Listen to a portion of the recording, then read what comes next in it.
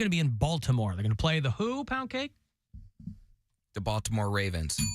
Baltimore Ravens. And their starting quarterback is who? I don't remember. That's all right. I don't want to throw him too much. Lamar Jackson. Lamar Jackson. Miss Jackson, if you're nasty. So Sunday, starting at noon, Parma Tavern for the Cox Out pregame. Speaking of Cox Out, Dr. Ryan Berglund. He will be here on Friday. We do a segment called Is It Red? And if you are new to the program, Dr. Ryan Berglund is tops in his field. Columbia trained, a Harvard man, and we're lucky to have him. He's a surgical urologist over at the Cleveland Clinic, and he's been joining us occasionally for a long time to get you guys figured out. If you're a dude with some weird stuff going on down there, he will be here to help. If you're not able to listen live, you can email me a question you might have.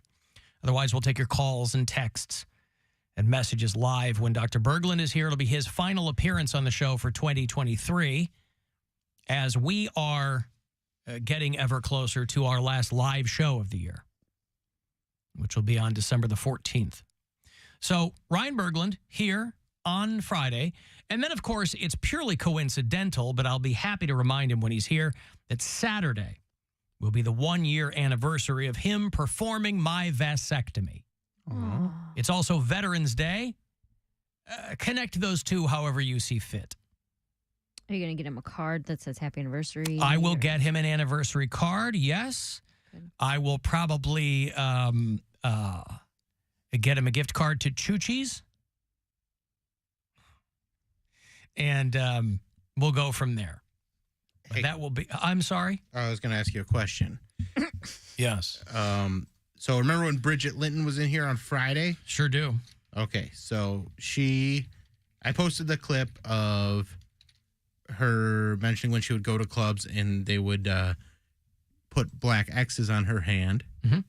And I asked the question. You misunderstood her. Yeah, and I said, oh, you had 2 black boyfriends at the same time? And it made her go, what? No, I didn't. And obviously I was playing with the words that she said. And someone replied to that and said, disappointed to see you make the black X's racist. You should know better. How did I make anything racist? Is what because I asked this person, I'm like, how is it racist? And I would like clarification on how that my question was racist. Poundcake. You'd want to ask them, right? I mean, that's not a racist comment. That's what I'm trying to understand. Could you, I want some clarification here, but they haven't replied. Oh. So I guess you'll have to wait for them. But I just want, do you guys see it that way? No. Poundcake? But he's no, we are in a spot now where the mere mention of anything I'm about racial. I'm about 50-50 on it. You're 50-50 on that being a racist, not racial, a racist comment. I'm 50-50. Because he didn't make a value judgment on her ex-boyfriends. It was a play on words. That may be racial. It's not racist. Yeah, but Words do mean things. Okay, so give me the 50-50. half of me thinks it was racist, half of me doesn't. Does the white half or the black half think it's racist? Actually, quite the opposite. The black side's cool with it. The white side's like, hey, That's usually how it is too. That's usually how it lays out. So yeah, it's really We have to preemptively clutch our pearls. In fact, Mary, we have to pucker. Racist, you thought it was the black side. That was I just asked for clarification. I didn't assume anything. I didn't assume anything. I said, which half was it? We're just asking questions, and all of a sudden we're racist. I didn't assume anything. The black side of me knows how to chill. The white side's always mad about something. White side's out here caring. Now you want to rip babies out of wombs, after they're already Rip them out. After they're born, you rip them from their wombs. From their wombs, and you want to get high all the time. No one wants to work. Everyone's fat because they got the munchies. White me is on another level. No, She's having a hard time. People want to get high all the time because they're working. There are plenty of people that, irrespective of the state of legal marijuana, there's going to be plenty of people walking around not working. So, People with nowhere to be and all day to get there. When I was leaving work last night, I was hoping I'd get a contact high because the stairwell in the parking garage was like a punch in the face It of weed always is, smoke. though. They don't care. They don't need no law passed. Not like that. You might get a whiff.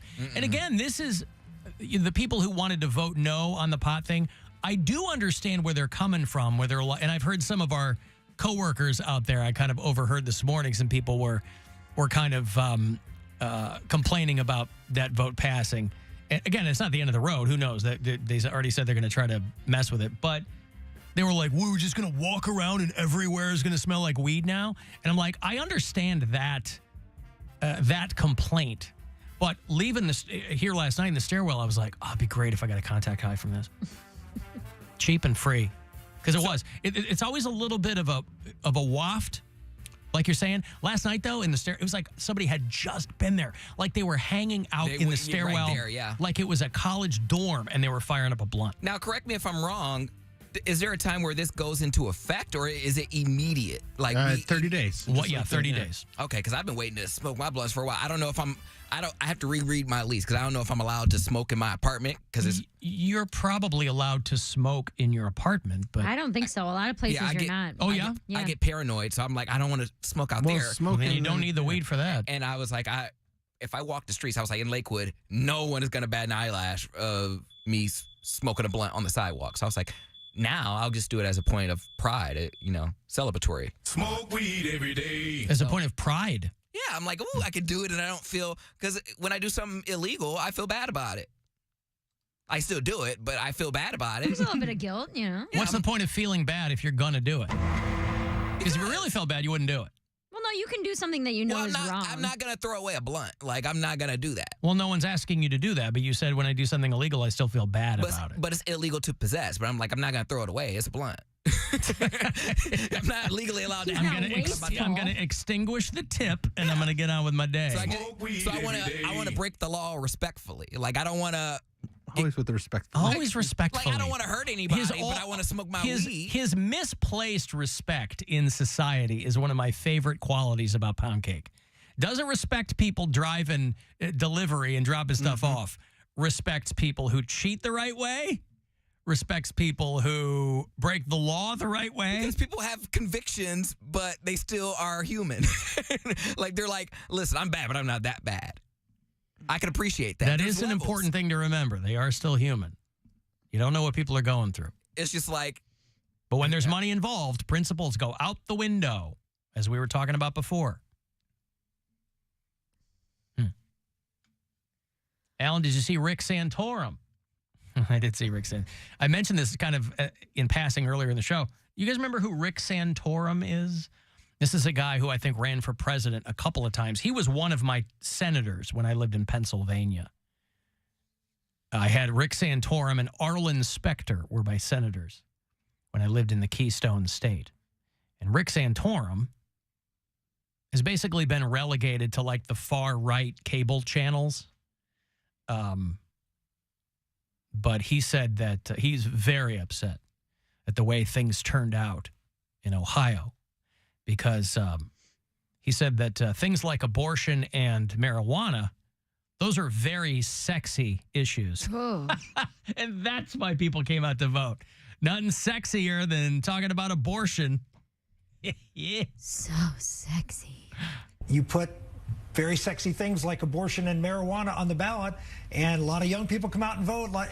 It was a secret sauce for disaster in Ohio. I don't know what they were thinking, but that's why I thank goodness that most of the states in this country don't allow you to put everything on the ballot, because pure democracies are not the way to run a country. Whoa. So the quiet part. It's not even the quiet part out loud for those guys. They do not believe in democracy anymore. I mean, they're actively working to undermine it at every level. So Rick Santorum, even though he's hemming and hawing over there, I don't know if anybody pointed it out to him, but it is funny that, before he married his wife, she used to, the woman who is now his wife, she used to date a very prominent abortion doctor. So again, I don't know if I don't know how she and Rick Santorum met each other, but Santorum was a noun for a while, wasn't it? Santorum became a slur. I know they would use it up was a thing. Santora up from the floor up? Yep. Santorum became a thing. Like, if you know who Dan Savage is, I think he got that going. And he wanted to repurpose, because Rick Santorum was so vehemently anti-gay. You know, he's one of these, like, what, are we going to let dogs get married? You know, one of these dopes. That they tried to repurpose his name to mean something else. And Poundcake knows what, well, we all know what truffle butter is, right? Yes. And they, for a while, that Santorum meant the same thing. They wanted to get Santorum, that guy's name. Oh, I didn't know that. In the lexicon. I mean, we're talking 20 years ago. I mean, I was living in Pennsylvania back then, and that's kind of when that was all blown up, because he was still a Congress. He was senator in Pennsylvania. Truffle butter slang? Yes. I don't know what that is. Well, you'll Google it and Urban you'll Dictionary. find out. It's not something that you would want to order at the Marble. Come on. What? That's very gross. Don't tell Brian about it. He would never. Do not tell him about it. That's very gross. It's just something that happens. You don't really. I feel like, terrible plan for the it. companies that make actual truffle butter. I don't like Because truffles. I don't like them either. Like truffle, okay, real truffles, like not slang, but like when they make like truffle mac and cheese or truffle Nope, fries. don't care for it. I don't like that flavor, and people lose their minds over it. Don't like it. I think we're in the minority on that because it is on everything. I'm Ugh. like, I don't care for any I feel like- fungus. I don't like mushrooms. I don't like. I love mushrooms. I feel like like 'em. the reason they put truffle butter on stuff is because it really doesn't, like, it's not super noticeable, and then they can jack the price up $2 more. And be like, I "Well, it's think got it truffle, Is that what it is? well, yeah, put a little truffle butter on there, or truffle oil, whatever." Might be onto something. Alan's secret sauce for disaster is going to be my band's new name. I like that a lot. Hey, everybody, we are Secret Sauce for Disaster, and we're so happy to be here with you tonight that this one goes out to Mary Santora And Rick Santorum. and Rick Truffle Butter Santorum. Yeah. Well, Alan, I hate to defend that douchebag, but we do live in a republic, not a pure democracy. Yes, correct. That is correct. And right-wingers love that line, too. They were all about democracy until things started turning against them. And they're like, well, it's a republic, not... Yeah, I know. Yes, it is. Pure democracy doesn't decide presidential elections. But when these guys out loud are like, yeah, we're not really... we're not big fans of democracy. That's a problem. If you listen to us on iHeartRadio on the app there, the little talkback button, you can leave messages there for us. Hey, this is Becky from Wayne County. I was catching up from yesterday's show where Mary had an incident in the grocery store, and whenever that happens to me, I really like to just tell the person, I hope your day gets better. It tends to make me feel better, and it tends to make the other person feel bad. Thanks, bye. Is that the desired outcome? Is that going to work? It might. I don't know. See, I like that. It's passive aggressive. We were talking yesterday. Mary was in the grocery store and some old lady like passed around her and Get off the muttered, "Get effing off your effing phone." phone" or whatever. And Mary was reserved in a situation which she normally would have yelled at the woman or said something back, and she said she didn't, and that's growth, and that's all great. But I always feel like those kinds of people, you're not going to teach them anything in the moment. You wish you would, though. No. Your wish casting, I fully understand that. I'm just saying that the only reason I wouldn't do that is simply because you're not going to tell them anything. They're not going to go, boy, you know what? I'm so sorry. They're not going to reflect on their behavior. Some old lady who's trying to get to the bacon. I mean, it's not. Well, and what she's saying, the caller's saying, is a way to make yourself feel a little bit better, where it's just like, listen, you're being miserable right now. So Many blessings. I hope you have a good day. Have a good day.